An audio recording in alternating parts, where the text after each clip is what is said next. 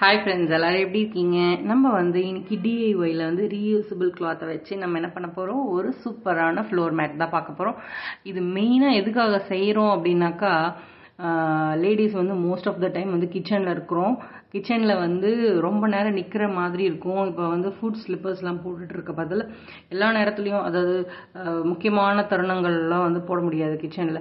So அதனால் நம்ம இந்த மாதிரி ஒரு மெத்தலாக செஞ்சு அந்த இடத்துல போட்டுட்டு நம்ம நின்னோம் அப்படின்னாக்கா கால் வலி இருக்காது. ஸோ மெயினாக அதுக்காக தான் இது ஃபோக்கஸ் பண்ணுது. ஸோ இதுக்கு தேவையானது பார்த்திங்கன்னா, நீங்கள் டர்க்கி டவல் எவ்வளோ வீட்டில் வேஸ்ட்டாக தூக்கி போடுவோம், துடைக்கிற துணியை யூஸ் பண்ணுவோம். ஸோ அந்த மாதிரி நல்ல சாஃப்டான டர்க்கி டவல் ஏதாவது வேஸ்ட்டாக தேவைப்படாமல் இருந்ததுன்னா அதை எடுத்து வச்சுக்கோங்க, இந்த மாதிரி பொருட்கள்லாம் செய்கிறதுக்கு. அடுத்தது பார்த்திங்கன்னா, நைட்டி நம்ம யூஸ் பண்ணுறோம், most of the ladies use பண்ணுறோம்.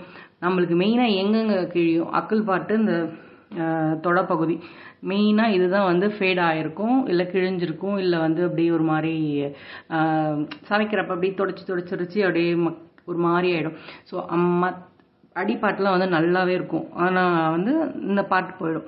ஸோ அந்த மாதிரி இருக்கிற கிளாத்ஸையும் இந்த மாதிரி சேவ் பண்ணி வச்சுக்கோங்க. அடிப்பாட்டு மட்டும் கட் பண்ணி வச்சுக்கிட்டிங்கன்னா இந்த மாதிரி மேட் செய்யறதுக்கு யூஸ் பண்ணிக்கலாம். ஸோ இது ஃபஸ்ட் டர்க்கி டவலை நம்ம எந்த அளவு சைஸ் வேணுமோ அந்த அளவுக்கு மடிச்சுட்டு எல்லாமே இந்த மாதிரி கவர் பண்ணி 3 பக்கமும் நல்லா இது பண்ணியிருக்கணும். ஆக்சுவலாக நடுவில் ஏன் ஸ்டிச்சஸ் நான் போடுறேன் அப்படின்னாக்கா, டவல் கார்னரில் நம்ம தைச்சிருக்க மாட்டோம், அதாவது அந்த துணியை மட்டும் தான் தைச்சிருப்போம்.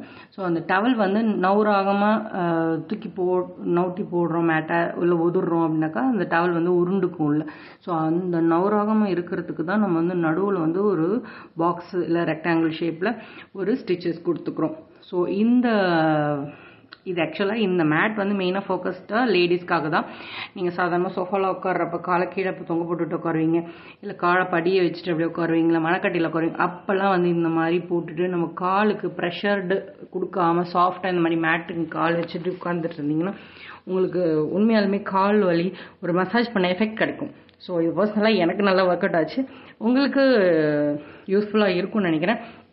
ட்ரை பண்ணுங்கள். வேஸ்ட் பொருளில் நிறைய யூஸ்ஃபுல்லான திங்ஸ் இருக்குங்க. சிறு திரும்பும் பல் குத்த உதவும், நம்மளுக்கு சொல்லி கொடுத்தது தானே. ஸோ இதுக்கு ரொம்பவே சிம்பிளான பொருட்களை வச்சு நம்ம சூப்பரான ஒரு மேட்டு தயாரிச்சாச்சு. ஓகேங்களா? உங்களுக்கு இந்த வீடியோ பிடிச்சிருக்குன்னு நினைக்கிறேன். கண்டிப்பாக உங்களுக்கு பயனுள்ளதாக இருந்ததுன்னா நீங்கள் இதை யூஸ் பண்ணிக்கோங்க. ஸோ அடுத்த வீடியோவில் சூப்பரான ஒரு டாப்பிக்கோட பார்க்கலாம். எனக்கு ரொம்பவே ஹாப்பி இந்த மாதிரி விஷயங்கள் பண்ணுறதுல. ஸோ லைக் பண்ணுங்கள், ஷேர் பண்ணுங்கள், ஃபாலோ பண்ணுங்கள். அடுத்த வீடியோவில் சந்திக்கலாம்.